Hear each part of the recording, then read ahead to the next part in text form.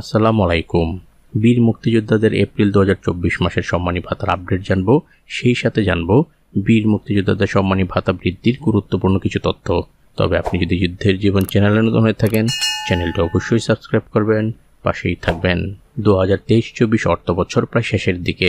তারই ধারাবাহিকতায় এপ্রিল 2024 মাসের বীর মুক্তিযোদ্ধাদের সম্মানী ভাতার অর্থ ছাড়করণ কিছুদিনের মধ্যেই করা হবে।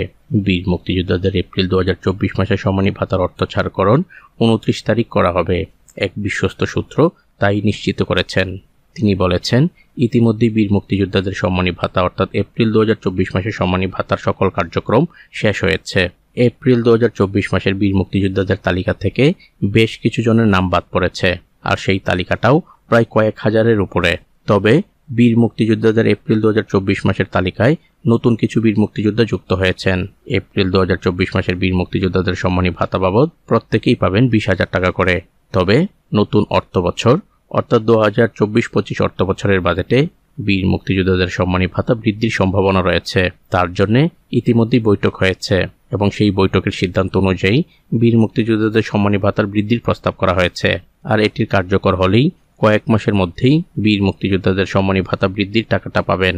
তবে কত টাকা বৃদ্ধি হচ্ছে তার কোনো সুনির্দিষ্ট তথ্য এখনো পর্যন্ত আসেনি। তবে প্রস্তাব রাখা হয়েছে 10,000 টাকা বৃদ্ধির, অর্থাৎ 30,000 টাকা করা হবে। যেহেতু এটা বাজেট সংশ্লিষ্ট বিষয়, তাই কিছুদিন আমাদের অপেক্ষা করতে হবে।